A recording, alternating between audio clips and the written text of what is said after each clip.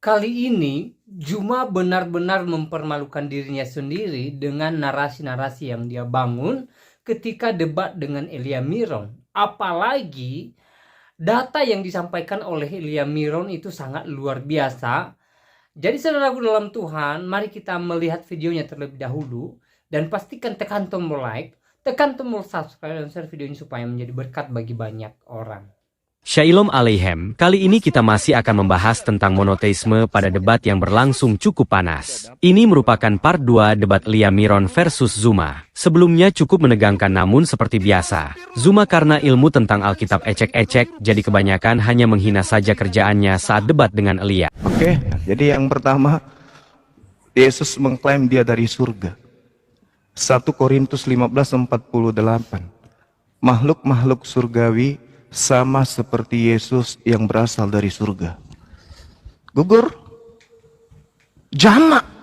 Makhluk dikatakan di sana dalam bahasa Yunaninya koikos. Choikos. Makhluk-makhluk. Berasal dari surga sama seperti Yesus yang berasal dari gugur dia di situ. Kemudian catatan saya ada beberapa hal. Firman jadi buku. Siapa bilang firman jadi buku? Tak ada. Tak ada konsep di Islam firman jadi buku, tak ada. Yang ada kalam dibukukan, kalam disatukan dalam sebuah buku. Dan kalam itu bukan buku. Buku itu ciptaan, kertas dan tinta. Nih. Ini ciptaan. Firman menjadi daging. Siapa bilang firman jadi daging? Maksudnya firman Allah kepada Maria agar Maria melahirkan seorang anak. Firman itu mewujud sesuai dengan kehendak Elohim, dia jadi daging. Jadi firman daging. Apa buktinya? Yesus masih menerima firman. Segala firman yang engkau berikan kepadaku telah aku sampaikan kepada mereka. Yohanes 17:8, Yohanes 12:49, lebih sadis lagi. Aku tidak berkata-kata dari diriku sendiri. Loh, katanya kamu firman. Yang dikatakan firman, kun, jadi, maka jadi. Mazmur 33 nomor 9, memberi perintah, maka semuanya ada. Yesus, aku tidak dapat berbuat apa-apa dari diriku sendiri. Gugur lagi. Gugur. Jadi konsep firman yang Anda imani selama ini keliru besar. Firman jadi daging, salah. Tidak ada firman jadi daging, tidak ada perkataan. Nah kemudian, ketika saudara berbicara mengenai logos, seakan-akan mengajarin Bang Zuma, Anda juga harus membedakan antara etos, patos, dan logos. Logos itu dalam bahasa Ibrani dafar. Dafar itu adalah kegiatan Tuhan di dalam menciptakan, mengadakan sesuatu yang tidak ada menjadi ada. Maka dia dafar, berlogos, berkata. Berkata dengan kata memang beda. Berkata, pekerjaan kata itu adalah apa yang keluar dari yang dikeluarkan dari pekerjaan berkata tadi. Contoh nih, saya berkata, jadilah sumur. Sumur itu bukan saya, tapi sumur itu pada mulanya adalah perkataan dari saya. Bukan berarti sumur itu adalah saya. Jadilah Yesus, jadilah firman. Itu enggak ada seperti itu. Makanya kalau saudara saya ini mengambil Yohanes 1 nomor 3, tidak ada sesuatu yang ada selain daripada dia, selain daripada yang sumber, termasuk Yesus. Contoh Yohanes 1 nomor 3, ketika Anda mengurai, teruskan ke bawah di data nomor 14 ya, firman itu telah menjadi daging. Maksudnya ide Tuhan itu benar-benar tercipta menjadi makhluk Yesus. Jangan Anda kaitkan lagi ke Elohim. Elohim itu jamak, sehingga oh dia adalah Tuhan itu sendiri turun. Enggak sampai segitu. Ajaran Ibrahim tidak seperti itu. Agama Nabi Ishak dan juga Nabi Ismail tidak seperti itu. Makanya kesalahan fatalnya itu di situ. Konsep firman yang Anda anut itu kelirunya di sana. Firman itu adalah kata. Berfirman itu adalah berkata. Ketika Tuhan hendak mencipta, mengadakan sesuatu di luar dari dirinya, maka Tuhan cuma berkata, cuma berfirman. Makanya Yesus mengatakan Yohanes 8:42, endingnya di situ. Tapi yang harus kita pakai akal, bukan iman. Yesus mengatakan apa? Aku datang di atas muka bumi ini menjadi daging, bukan atas kehendakku. Halo? Berarti dia bukan sang firman. Berarti dia bukan dafar, tetapi dia adalah buah yang dihasilkan kemudian dari pikiran, ide, gagasan Tuhan. Tuhan menginginkan menciptakan sebuah mujizat di tengah-tengah Bani Israel. Nabi Musa diutus. Kisah para Rasul 13 nomor 23. Tuhan menginginkan kemudian juru selamat di tengah-tengah Bani Israel. Yesus diutus. Jadi Yesus ini pada mulanya adalah firman. Betul. Yesus pada mulanya adalah firman. Yesus pada mulanya adalah ide. Ide itu bersama-sama dengan Tuhan. Dan ide itu keluar dengan cara Tuhan berfirman. Apa buktinya? Gabriel pada bulan ke-6 datang menyampaikan firman itu kepada Maria. Tuhan yang Maha Tinggi menginginkan engkau hamil. Hamil dia. Jadi Yesus pada mulanya adalah firman. Firman itu bersama-sama dengan Tuhan. Dan firman itu telah menjadi daging.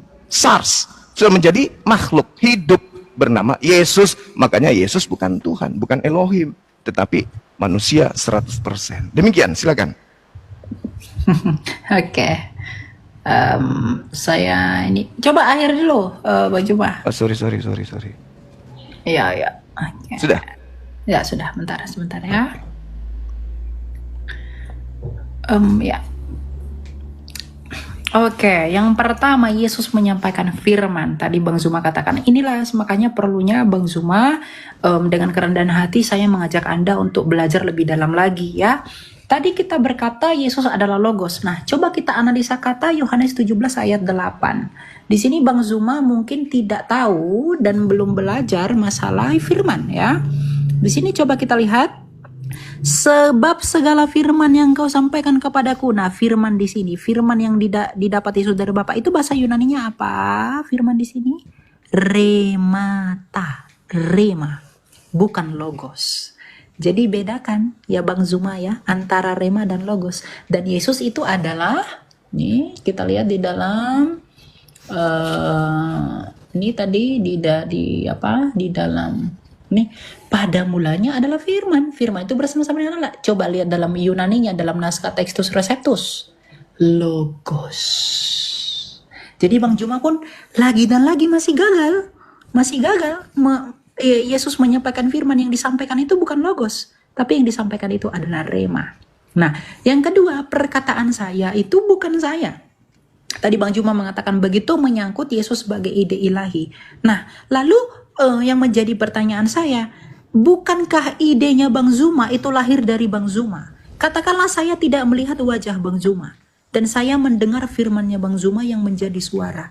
Artinya saya bisa mengenal Bang Zuma melalui firmannya Bang Zuma yang menjadi suara.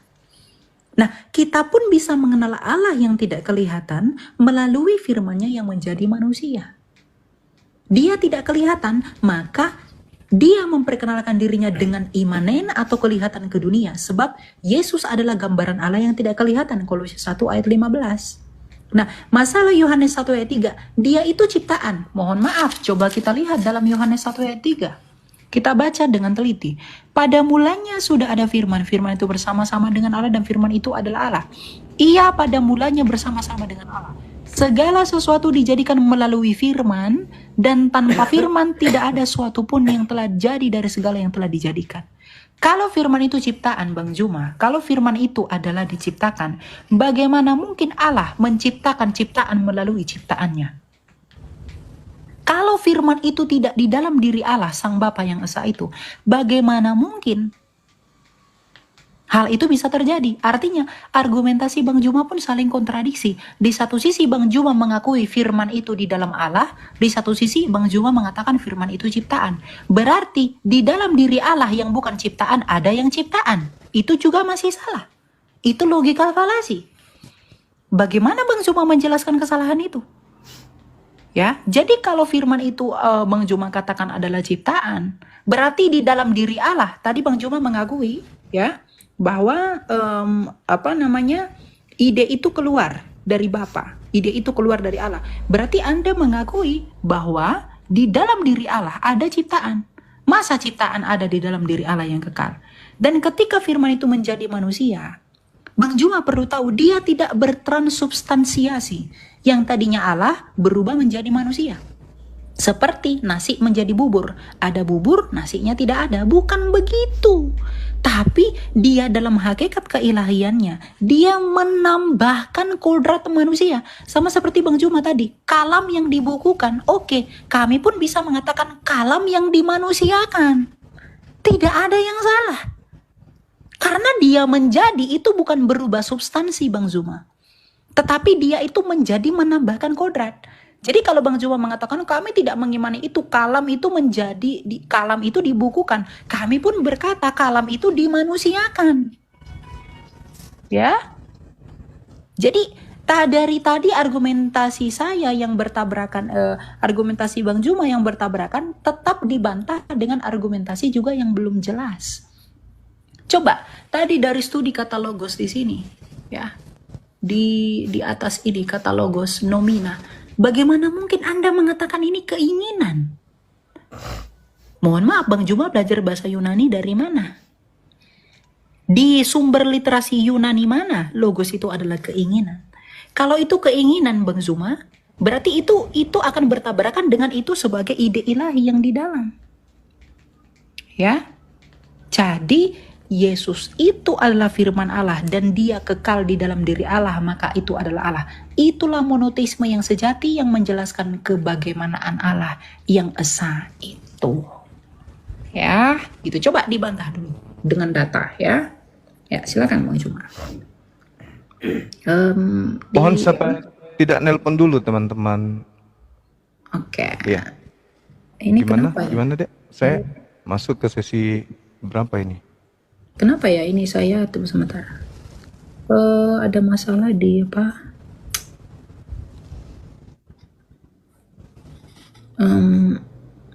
Saya tidak bisa tekan layar ini. Kenapa ya?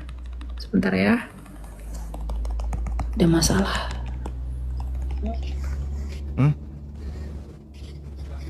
Sebentar ya. Oh gitu. Jadi sesi keberapa ini? Ini mau penutup kayaknya. Bentar. Kenapa ya layar saya? Bentar ya. Jadi masih Ini bisa. kalau saya keluar itu bakal end nggak dianya? Enggak ya? Coba bicara dulu sama admin saya. Kalau dia end, soalnya layar saya tuh berapa ini mungkin verifikasi Iya, ya. kita nunggu yang 1 menit 53 detik ini, Kak. Nanti baru dilanjutkan lagi untuk Enggak, maksud saya itu adalah layarnya saya ini tidak bisa ditekan. saya juga. Jadi kita tunggu selesai ini yang keterangan putaran kemenangan. Layarnya Bang Zuma juga nggak bisa ditekan ya? Iya benar. Kita Oh ya selesaikan sudah, aja di 1 ya udah menit. ditunggu aja kalau gitu. Baik. Ya oke. Ya udah, kita tunggu aja ya. Ini apa nanti? Bisa. Oke. Gitu ya. Jadi itu poin-poin yang saya mau highlight dari poinnya Bang Zuma tadi. Ya, biar jangan blunder. Oke. Ya. Saya sebenarnya penasaran ya bagaimana Bang Zuma itu mengatakan itu keinginan dari studi kata Yunani. Coba nanti saya pengen tahu ya. Itu bagaimana? Iya, jadi kalau berbicara mengenai logos, rema, logos itu merujuk pada sifat yang melekat, kemampuan daya cipta Tapi yang ini ada pada nomina dirinya. Bang. Dia bukan akusatif atau datif atau genitif. Terus kalau rema, Kalau rema itu juga coba kita lihat ya. Saya buka di sini ya. itu dia. Jadi pembedanya itu cuma di situ antara rema, logos, itu di situ. Coba nih, coba lihat Bang. Di sini rema itu juga nomina, tapi dia itu dia, dalam makanya. pengertian perkataan. Perkataan, bukan- ucapan, Ya. lisan. Nah kalau logos, Ya, betul. Kalau logos itu yang mendasari perkataan itu, yang menyebabkan nah, perkataan itulah itu yang ada. saya katakan sifat tadi. Itu adalah Itulah yang logos. saya katakan sifat. Jadi ibaratkan mulut, itulah mulut. Sementara rema itulah yang keluar dari mulut. Itu maksud saya. Antara logos dan rema. Ini kok nggak bisa seperti tetap ya? Ayo kita mulai lagi. Masih nggak bisa nggak sih? Udah bisa ya? Jadi Masih gimana? belum. Oh. Layarnya juga ketutupan. Sebentar. Kalau saya turun dulu gimana ya? Tinggal diterima, Dek. Udah Iya, kayaknya tapi dikirim. ini Ya. Oke. Sebentar Bang. Ada apa ini masalah itu tadi. Oke. Lanjutlah. Mulai. Oke. Ya, Iya. lanjutlah. Jadi ada hal yang menarik dari ungkapan terakhir tadi dari Delia yang mengatakan bahwa Tuhan menambahkan. Nah, di sini sebenarnya inilah kehadiran Kristen itu di situ. Jadi ajaran Abrahamik ini, ajaran tauhid ini, itu kemudian ditambahkan dengan konsep Tuhan menambahkan kodrat manusia. Nah, pada saat Tuhan menambahkan kodrat manusia, inilah jatuhnya kepada ciptaan. Kemanusiaan ini ciptaan. Makanya dikatakan firman, logos, sifat yang ada pada diri Tuhan, ide, gagasan, keinginan Tuhan yang ada pada diri Tuhan, daya cipta, daya penciptaan yang ada pada diri Tuhan itu, Tuhan aktualisasikan dalam bentuk perkataan. Maka dia berkata, keluar dari sifatnya, logosnya yang melekat pada diri Tuhan itu, kemudian dia mengatakan, aku hendak menciptakan makhluk bernama Yesus dari seorang wanita perawan bernama Maria. Itu logos, sifat yang melekat pada diri Tuhan. Sifat ini kemudian terrealisasi dengan rema, dengan dia berfirman. Maka malaikat Gabriel menyampaikan kepada Maria, terrealisasilah apa yang ada. Begitu daging ini jadi manusia karena dia dikasih roh, kemudian dia menerima rema, dia menerima kehendak firman Tuhan.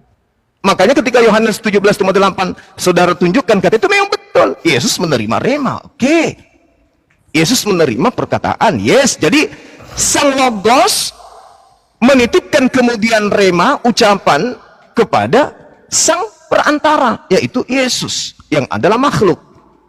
Itu tidak salah di sana, itu tidak keliru. Yang jadi permasalahan kemudian adalah ketika Yesus ini yang adalah makhluk yang berasal dari sifat Allah yang adalah logos yang melekat pada diri Allah, kemudian menerima rema, dianggap sebagai Tuhan itu sendiri, sehingga ada konsep menambahkan kodrat daging. Daging ini ciptaan. Apa mungkin Tuhan menambahkan ciptaan pada dirinya dan ciptaan itu kemudian menjadi Tuhan juga? Ya tidak mungkin lah. Itu konsep para dewa. Kalau dewa-dewa Roma Yunani, iya. Makanya muncul kata Theos. Theos itu dewa. Dewa nuzul menjadi manusia, mengambil daging menjadi setengah dewa, setengah manusia. Itu betul. Tapi kalau dikatakan kemudian pencipta langit dan bumi yang dikenal dengan sebutan Hasem, menambahkan pribadi baru dalam bentuk daging, oh itu nggak ada. Di ajaran Nabi Ibrahim, Abrahamik itu nggak ada yang kayak gitu. Itu murni dari ajaran Kristen aja yang bikin. Makanya konsep logos ini dalam hal ini adalah pada mulanya adalah firman-firman ini menjadi daging, itu hanya ada di Kristen. Yohanes 1 ini nggak diimani oleh orang-orang Yahudi. Karena itu sangat mengganggu ajaran tauhid mereka, mengganggu ajaran yang diajarkan oleh Nabi Abraham atau kakek mereka. Ini yang perlu dipahami. Sehingga ketika kita gulirkan permasalahan, kodrat yang ditambahkan pada diri Tuhan ini apakah ciptaan atau pencipta? Nah, itu masalah di situ. Ketika saudara mengatakan menambahkan kodrat manusia, pertanyaannya, jasadnya, dagingnya, berupa kaki, tangan, semua yang ada pada diri, ini ciptaan atau pencipta? Siapa yang kemudian mengadakan sesuatu yang tidak ada menjadi ada? Maria tadinya tidak punya anak, tiba-tiba muncul bayi. Siapa yang menciptakan bayi imut ini? Karena ini adalah hal yang ditambah-tambahkan kemudian, sehingga Yesus mendapatkan posisi dari Trinitas ini. Yesus jadi bagian, dagingnya jadi bagian, jadi Tuhan. Sehingga kata Elohim dimaknai jamak, Tuhan itu banyak. Nah sekarang permasalahannya muncul ketika Tuhan menambahkan kodrat manusia, daging, darah, kulit, tulang, rambut, kuku. Ini apa? Ciptaan atau bukan? Karena dia adalah hal baru. Anak Maria ini adalah hal baru. Maria tadi yang tidak memiliki anak, tiba-tiba menjadi anak. Nah inilah kemudian yang perlu dipahami oleh saudara-saudara Kristen, bahwa batilnya konsep Trinitas itu nyata terlihat dengan adanya penambahan pribadi Tuhan yang merupakan manusia. Gambarannya Kolose 2:9, Filipi 2 nomor 6 sampai nomor 8. Tuhannya Bani Israel mengambil daging manusia. Apakah daging ini ciptaan? Nah itu masalah besar. Demikian. Oke, berarti nanti ini saya dulu, baru nanti setelah saya, Bang Juma tutup, saya juga tutup ya. Udah 5 soalnya. Oke. Betul ya? Oke, ya. Oke, saya harap teman-teman dapat manfaat ya dari apa yang kita sampaikan. Jadi teman-teman, kesimpulan itu tetap ada di dalam penonton ya. Kita itu diskusi saja by data, dan ada yang menimbang sendiri saja gitu. Oke, kita lihat. Oh, sebentar. Dikirim deh kayak tadi. Oke, ya. Oke. Sudah? Yes. Oke, ya. Puji Tuhan ya. Nah, yang pertama saya mau bantah yang pertama ya. Bang Juma mengatakan itu adalah buatan Kristen. Ya, Bang Juma mungkin akan mengatakan itu buatan Kristen karena dari tadi Bang Juma belum mampu membantah ini. Memra dalam Targum. Bang Zuma, kalau memang firman itu menjadi manusia itu ide Kristen, di dalam iman Yahudi memra itu menjadi mal'ah Yahweh di dalam data ini. Nih, Bang Zuma. Malak Yahweh dalam Exodus, dia menjadi teofani. Memra itu menjadi teofani. Dan memra itu juga disembah. Artinya ide firman Allah menjadi manusia itu bukan punya Kristen doang. Tapi Yahudi juga mengakui itu. Malah Yahweh. Memra dalam Targum tadi. Ya, saya tidak heran mungkin tadi Bang Zuma tidak mengatakan itu tidak ada karena belum menjawab ketimpangan dalam argumentasi ini. Ini belum dibantah sama sekali. Ini punya Yahudi, ya. Nah, kemudian yang kedua itu adalah logos itu sifat.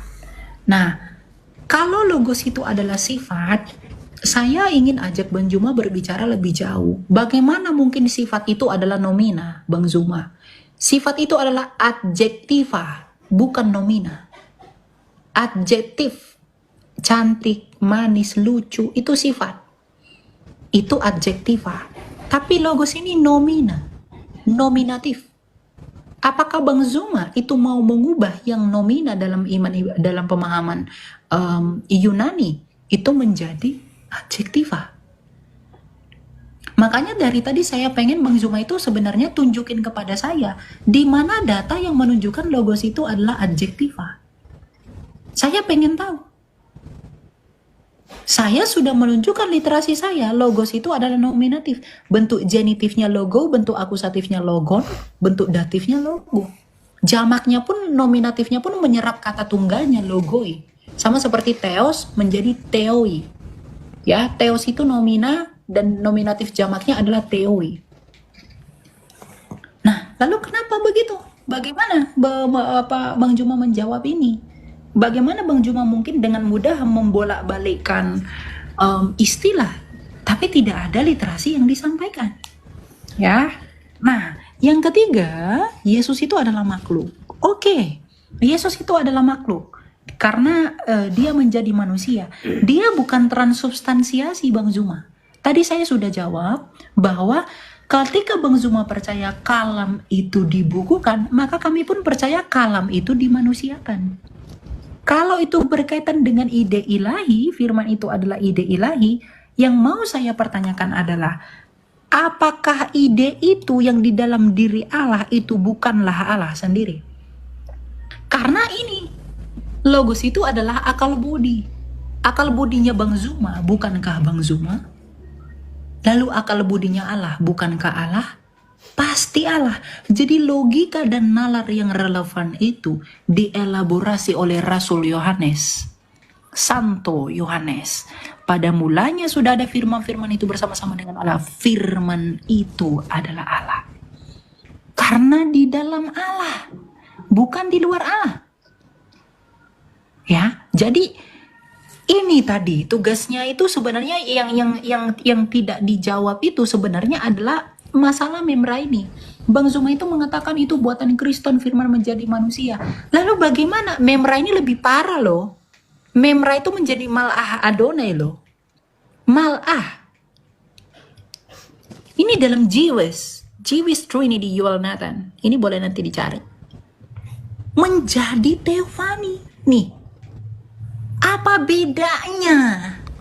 Bah, di sini coba lihat. According to the Malik Yahweh directions, nothing won't do but to ex new as Yahweh has to identify the Father in Genesis. Only the post-Sinaitic Yahweh's narrator dan Musa knew that the Son and the Spirit were Yahweh. Jadi Musa pun di dalam bukunya Yoel Nathan ini Bang Zuma, ya, dalam iman Yahudi, Musa pun mengetahui bahwa putra dan roh itu adalah Yahweh. Bagaimana ini? Ini tidak dibantah dari tadi. Saya nunggu bantahan ini. Dan ini, bagaimana Anda membalikkan domina itu menjadi adjektiva? Begitu ya. Jadi persoalannya kiranya tidak selesai karena itu tidak terjawab. Ya, literasinya. Ya, silakan, Bung Zuma. Oke, baik. Jadi ini closing ya. Ya, ya betul. Saya yang akhirnya atau gimana? Terserah. sudah. Oh, udah Bang Juma. Lanjut aja. Saya bentar. Saya match ya. Ya, silakan. Oke, baik. Ya, jadi sederhana sebenarnya. Itu masalah sepele, tapi dibuat seperti sedramatis, ya, sangat dramatis sehingga seakan-akan itu luar biasa. Sebenarnya kalau kita mau melihat bagaimana pendalaman materi tentang malah Elohim, coba kita lihat dalam Kejadian 31 nomor 11. Memang yang datang ke sana itu malaikat dan diakui sebagai Elohim itu sendiri. Bahkan Yesus pun menganggap dirinya Eloah. Yohanes 10 nomor 34 kan dibantah, semua data-data Anda itu dibantah oleh Yesus. Anda Yesus hidup hari ini, Anda datang dengan membawa itu, Yesus bantah data itu. Yesusnya yang pasang badan. Yesus mengatakan apa? Bukankah di dalam kitab Tauratmu dikatakan siapapun yang diserahi tugas untuk menyampaikan firman, maka dia adalah Allah, maka dia adalah Elohim. Dan itu tidak bisa dibatalkan, kata Yesus. Nabi Musa juga mengaku Elohim, innani anallah la ilaha illa ana. Apakah Nabi Musa itu adalah Allah? Bukan. Saya juga ketika di atas mimbar masjid, saya juga mengatakan innani anallah la ilaha illa ana. Apakah berarti saya adalah Allah? Ini adalah unsur yang harus dipahami, bahwa ketika Tuhan menyampaikan firman, maka para utusan menyampaikan firman itu tanpa menambah, tanpa mengurangi. Itu poinnya. Jadi kalau hanya berbicara malah Elohim, apa hubungannya? Banyak data di dalam kitab saudara. Keluaran 33 Kejadian 22 nomor 11, kemudian Kisah nomor 7, nomor 35, 38, nomor 53. Lalu kemudian Kisah Para Rasul 10 nomor 4. Semua kemudian mengatakan malah Elohim, mengaku sebagai Elohim. Nah, kemudian konsepnya yang datang kepada Nabi Musa, kita lihat di dalam misalnya Kisah Para Rasul 7, untuk membantah iman orang Kristen bahwa Nabi Musa bertemu dengan Tuhan. Ternyata dikatakan di Kisah Para Rasul, yang berfirman kepada Nabi Musa itu adalah malaikat. Musa ini yang telah mereka tolak dengan mengatakan, siapa yang mengangkat engkau menjadi pemimpin dan hakim? Musa ini telah diutus oleh Allah untuk berbicara kepada malaikat. Malaikat yang menyampaikan firman kepada dirinya, bukan kemudian Tuhan yang langsung. Di data nomor 38, Musa ini yang menjadi perantara di sidang jemaat yang ada di padang gurun di antara malaikat. Malaikat ketika datang kepada Nabi Musa, malaikat itu tidak mengatakan, hai Musa, aku malaikat. Tidak. Dia mengatakan, akulah Elohim. Bukan berarti malaikat itu Tuhan. Tidak. Inilah yang perlu pendalaman materinya agak-agak diangkat sedikit, supaya jangan terus-terusan sama pengajaran-pengajaran paganisme Roma Yunani. Kemudian Al-Quranul Karim menjelaskan di dalam surah Al-Ankabut ayat 44. Khalaqallahu as-samawati wal ardi bil haqq.